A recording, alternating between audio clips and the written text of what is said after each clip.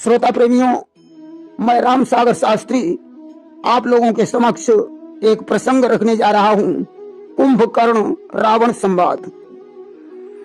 देखिए, मानस में कुंभकर्ण के लिए एक चौपाई आती है कि करई पान सोबई खटमासा और जागत हो तिहू पूर त्रासा। कुंभकर्ण 6 महीने सोता था और एक दिन जागता था। जागने पर अनेकों भैंसों का आहार करके कई घट मदिरा पी जाता था। जिस समय कुंभकर्ण जागता था उस समय तीनों लोकों में खलबली मच जाती थी। आज इस समय संजीवनी बूटी के द्वारा लखनलाल को चेतना आ गई। यह समाचार जिस समय रावण ने सुना तो बड़ा दुखी हो गया कि व्याकुल कुंभ कर्ण पहियावा और विविध जतन करिता ही जगावा। आज व्याकुल होकर के रावण कुंभकर्ण के पास पहुंचा। नाना प्रकार के उपाय करके उसने कुंभकर्ण को जगाया। जागने पर कुंभकर्ण ने रावण से पूछा कि कुंभकर्ण बूझा कहु भाई और काहे तब मुख रहो सुखाई। कुंभकर्ण कहने लगा, हे भैया लंकेश, आज तुम्हारा मुखमंडल कुंभलाया हुआ क्यों नजर आ रहा है। रावण ने कहा, कुंभकर्ण, ऐसा सोना भी क्या सोना जो जीवन जाए खाटों में, कट जाए बहन के नाक कान, तुम पड़े रहो खर्राटों में। अरे इस तरह तुम्हारे सोने से क्या फायदा जो बहन के नाक कान कट जाएं और तुम्हें पता भी न चले। कुंभकर्ण ने कहा, क्या शूर्पणखा के नाक कान कट गए?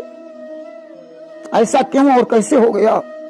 रावण ने कहा, दशरथ के पुत्र राम और लक्ष्मण पंचवटी में ठहरे थे। उनके साथ में राम की नारी सीता भी थी। शूर्पणखा एक दिन पंचवटी में पहुंची कि वह उधर अचानक जा निकली, उस नारी से मिलना चाहा, इतने में छोटे तपसी ने उससे कुछ छल करना चाहा। उनकी नारी सीता से शूर्पणखा ने मिलना चाहा तो छोटा तपस्वी लक्ष्मण क्रोधित हो गया और उसने तलवार से शूर्पणखा के नाक और कान दोनों काट लिए। कुंभकर्ण कहने लगा, भैया शूर्पणखा वहां गई ही क्यों? कि क्यों गई वहां पर शूर्पणखा? क्या काम भला था जाने का? कोई तो कारण होगा ही लड़कों से नाक कटाने का। इसमें शूर्पणखा की कोई गलती जरूर होगी जो उन्होंने उसके नाक कान काट लिए। रावण ने कहा, भैया कुंभकर्ण, मैं मानता हूं कि शूर्पणखा की गलती रही होगी, परंतु ऐसा कृत्य करना क्या उन्हें शोभा देता है? नीति निपुण लक्ष्मण रघुराई और तेना ही न यहाँ अपकृत्य सुहाई। राम और लक्ष्मण तो नीतिवान थे, उन्हें ऐसा करना क्या शोभा देता है?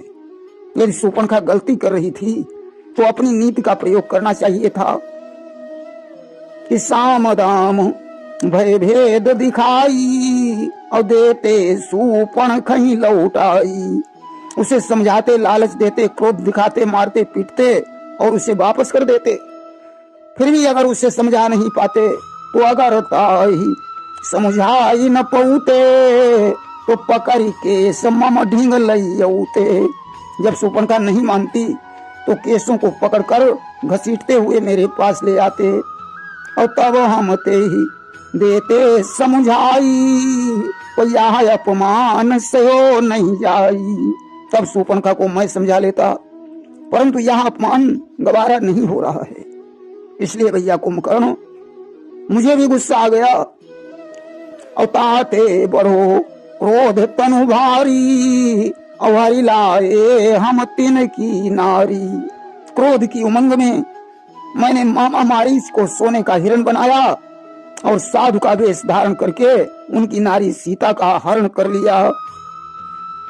कि कथा कही सबते ही अभिमानी, कि यही प्रकार सीता हरियाणी। मानसकार ने लिखा कि अभिमानी रावण ने सीता हरण की सारी कहानी कुंभकर्ण को सुनाई। सुनकर कुंभकर्ण क्रोधित हो गया।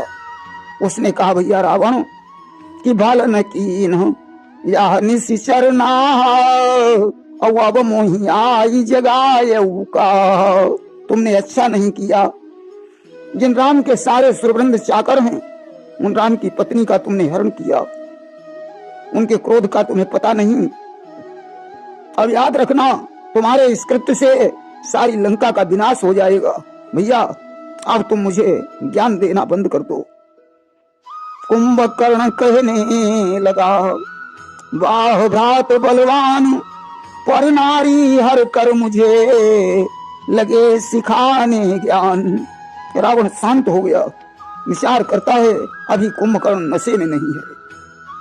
आज उसने अनेकों भैंसों का आहार करवाया, कई घट मदिरा कुंभकर्ण को पिला दी। अब कुंभकर्ण नशे में हो गया। अब महिष खाई करी मदिरा पाना तो गर्जा वज्राघात समाना। कुंभकर्ण ने घनघोर गर्जना की, उसकी गर्जना से आकाश हिलने लगा। आज उसका सारा ज्ञान नष्ट हो गया। उसने रावण से कहा भैया शूर्पणखा के नाक कान कटने के बाद तुमने सीता का हरण किया, फिर क्या सीता तुम्हारी पटरानी बनने के लिए तैयार हुई या नहीं? रावण बोला भैया कि बहुविधि हम सीता ही समझावा और साम दाम भय भेद दिखावा। मैंने सीता को अनेकों प्रकार से समझाया, चारों नीतियों का प्रयोग किया, परंतु उसने मेरी तरफ देखा तक नहीं। और ते ही अपमान की न कही चोरा और निरख ही ना ही हमारी ओरा। उसने मुझे चोर कहकर मेरा अपमान कर दिया और मेरी तरफ निगाह भी नहीं डाली। और ताते करो हमारे सहाई और बिगड़ो काज सबई बनी जाई। इसलिए भैया कुंभकर्ण तुम इस काम में मेरी सहायता करो जो बिगड़ा कार्य बन जाए।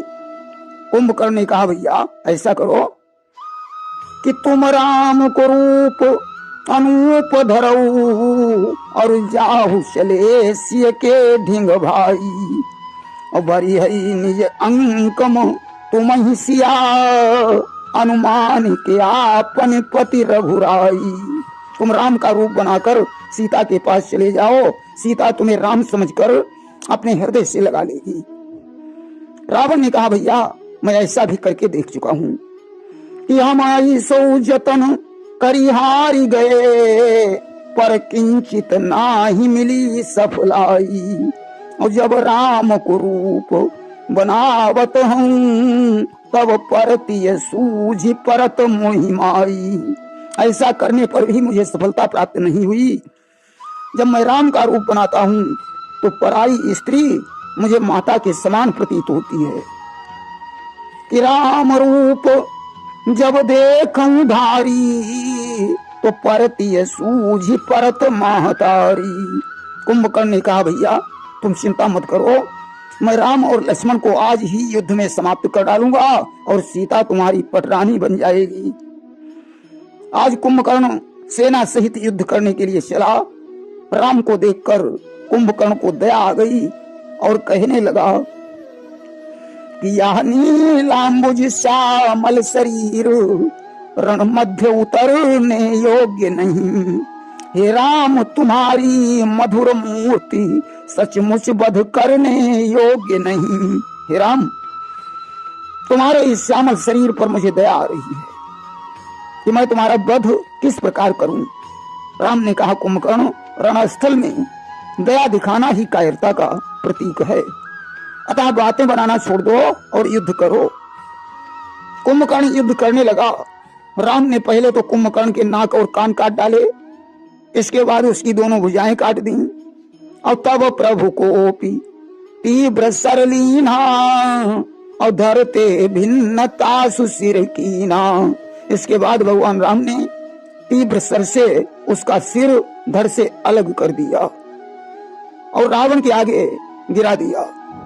सिर को देखकर रावण विलाप करने लगा कि बहु विलाप दस कंधर करई और बंधु शीस पुनि पुनि उर धरई। रावण बार बार कुंभकर्ण के शीश को हृदय से लगा रहा है। नारियां छाती पीट पीट कर विलाप करने लगी। उस समय मेघनाद आ गया मेघनाद तेही अवसर आवा और कही बहु कथा पितहि समझावा। उसने अनेकों प्रकार से रावण को समझाया और कहा, पिताजी कल मेरी वीरता देखना, मैंने इष्ट देव से जो रथ प्राप्त किया है उसका करिश्मा अभी तुमने नहीं देखा। अगले दिन मेघनाद ने विलक्षण युद्ध किया। उसने राम की सारी सेना को नागपाश में बांध लिया। जहां भगवान राम ने गरुड़ को बुलवाया, जिन्होंने नागपाश से मुक्त कराया। अतः मेघनाद लज्जित हो गया। प्रेम से बोलिए वृंदावन बिहारी लाल की जय।